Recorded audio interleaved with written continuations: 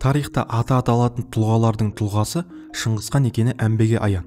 Оның жаугер 4 ұлының аттары да тарихта танымалдылығы жағынан әкелерінен кем түспейді. Соның ішінде Жошының орны бөлек. Оның өзгелерден ерекшелігі оның ізін жалғастырушы Жошы негізін қалаған Алтын Орданы түпкілікті алпауыт мемлекет етіп құра білген Батудай ұлының болуында. Бату әкесі құрған Жошы ұлысы деген атауға ие болған 40 құрау рудан құралған көшпелі дала мемлекетін қаһарлы империяға айналдыра білді. Керегесін кеңейтіп, шаңырағын тіктеді. Ол басқарған империяның шығысы Ертіс өзенінен басталып, батысы Дунай дариясына дейінгі аралықты алып жатты. Бату әкесінен гөрі атасы Шыңғысхандай қаһарлы еді. Халықты ашса алақанында, жұмса жұдырығында ұстады. 1225 жылы Қарақорымда Моғол ақсүйектерінің құрылтай жиналысы шығыс Еуропаға жаңа жорық жасауға шешім қабылдайды. Моғол әскерін Шыңғысханның мұрагер немересі Жошының баласы Бату басқаратын болды. Батудың самсаған әскері 1236 жылы Кама өзені бойындағы Бұлғарияны, Мордваларды талқандап, 1237-1240 жылдары орыс жеріне келді. Орыс қалаларын талқандап, Еуропаға өтті. Бату басқарған Моғол армиясы Польшаны, Германияны, Австрияны, Венгрияны, Чехияны, Молдавияны, тағы да басқа елдерді басып алды. Әлем тарихында Бату деген аты қалды. Ол 1243 жылы Еділ сағасынан Сарай қаласын салдырды. Бұл қалада алтынмен аптап, күміспен күптелген сән салтанатты хан сарайы, төңіректің 4 бұрышынан келген саудагерлер жиналатын сауда алаңы болды. Алтын Орданың астанасы алғашқы кезде Сарай Бату қаласында еді. Кейінірек Сарай Беркеге көшірілді. Мұның бәрі ресми дерек. Ал тарих Батудың қазынасы өте мол болған дегенді келтіреді. Өйткені жалпақ дүниені табанына басқан билеуші басып алған жердегі барлық қазынаны өзі салдырған Сарай Бату шаһарына тасығаны белгілі. Азия тарихшылары Батудың қазынасының көптігі сол, бұл өзі салдырған шаһарды алтынмен аптады, күміспен күптеді. Жаулап алған жерлерден шеберлер алдырып, қаланың сән салтанатын арттыратын сарайлар салдыртты.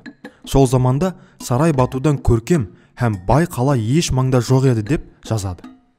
Батыс тарихшылары Венгрия, Чехия, Австрияны, тағы да басқа Еуропа елдерін шапқан Бату хан ол елдің бүкіл қазынасын қотарып әкетті.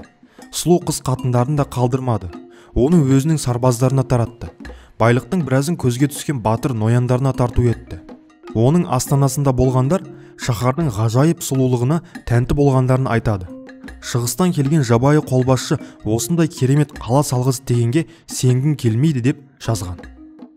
Кім не десе де, ұлы Шыңғыс қағанның немересі атақты қолбасшы Жошының ұлы Бату хан әлемді тітіреткен аса қаһарлы хан болғаны анық. Оның жаугершілігі өз алдына. Біздің айтпағымыз, сол Бату ханның әлемге аңыз болып тараған 2 алтыннан құйылған арғымағы жөнінде болмақ. Алтын арғымақтар туралы аңызда осы қос атты жасау үшін 15 тонна алтын жұмсалған дейді.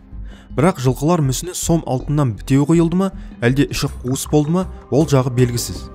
Кейбір зерттеушілер сол тұста Киев қаласының сом алтыннан құйылған шіркеу қоңырауы түркі Моғол әскерінің қолына түскен. Кейін бұл қоңырау 2 алтын арғымаққа айналған шығар деген пайым айтыпты. Екінші бір аңыз деректе Бату әуелі сарайының алдына бір дана алтын арғымақтың мүсінін соқтырған. Онысы көз тартарлық керемет болғандықтан кешікпей екіншісінде жасатқан десе, француз саяхатшысы Гильом де Рубрук өзінің естелігінде алыстан қарағанда күн сәулесіне шағылысып, көз тойғысыз сәнімен адам баласын таңдандыратын алтын арғымақтардың мінсіз мүсіні шынында керемет. Осыны жасау үшін қаншалықты алтын жұмсалғанын ойлаудың өзі қорқынышты деп жазған көрінеді. 1255 жылы Бату өлген соң хан тағына отырған інісі Берке өз атына жаңадан Сарай Берке атты қала тұрғызып, 2 алтын атты хан ордасының алдына алып барып қойған дейді. Содан бастап алтын аттар 100 жыл бойы тоқтамыс билікке келгенге дейін тапжылмай тұрған. Арғымақтардың кейінгі тағдыры жайлы аңыз көп.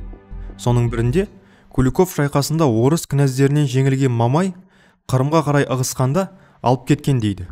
Бір нұсқада қос арғымақ Сарай Берке қаласы тұрған жерде терең апан болған, сонда жасырылған дейді. Осы нұсқа негізінде қала орнына ұзақ жылдар бойы барлау жұмыстары жүргізілген. әзірге алтын аттарды тапқан ешкім жоқ. Тағы бір аңызда Мамайды жерлегенде бір атты қоса көмген дейді. Бұл аңызға сенген орыс ағайындар күні бүгінге дейін Мамайдың зиратын іздеумен келеді. Бір деректе Мамай Ақтоба өзені жағасына жерленген делінсе, келесі біреулерінде Мамайдың жамбас тиген жер Қырым даласы делінеді. 1995 жылы ескі Қырым қонысына қазба жұмысын жүргізген археологтар уақыттық тұрғыдан 13 ғасырдың алғашқы жартысына жататын Алтын Орданың ықпалды тұлғаларының бірінің зиратын тапты. Мүрдені зерттеген антропологтар оның 50 жас шамасында, бойының биіктігі 1,5 метр екенін анықтады. Бірақ алтын ат тапқан жоқ.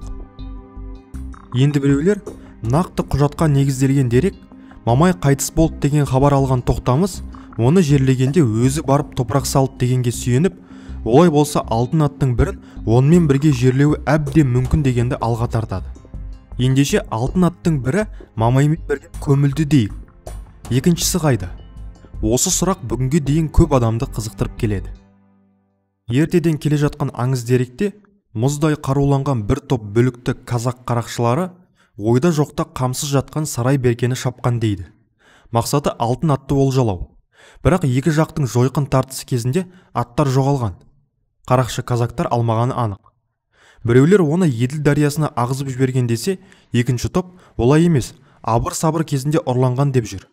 Қалай десек те, әлемді аузына қаратып отырған алтын ордалықтар қолынан алтын атты тартып алу екінің бірінің қолынан келетін шаруа емес. Осы тұста ордаға шабуыл жасау деген басыңа өлім тілегенмен бірдей. Демек алтын аттарды қарақшы казак жасағы алып кетуі мүмкін емес деген пайым айтады тарихшылар. Соңғы жылдары бұл аттар Дон дариясының табанына көмілген немесе терең қазылған апанға жасырылған деген нұсқалар айтылып жүр. Тағы бір болжам 1391-1395 жылдары сарайды Әмір Темір шапқанда алтын аттар жоғалған дейді. Бірақ бұл деректі мойындамайтындар өте көп. Демек алтын аттар қайда? Олардың тарихта болғаны таң атып күн шыққандай шындық. Ресейдің маман археологтері, одан қалды ерте һәм орта ғасырлық оба қабір тонаушылар түгелдей дерлік ұзақ уақыт осы алтын аттарды іздеумен әлі де іздеп жүр. Олар Ресей Федерациясының Волгоград облысының территориясында және Украинаның Қырым жеріне күні бүгінге дейін барлау іздеу әрекетін тоқтатқан жоқ. Іздеушілер Волгоград қаласының аңызы Мамай қорғанының негізгі нысана деп қарайды.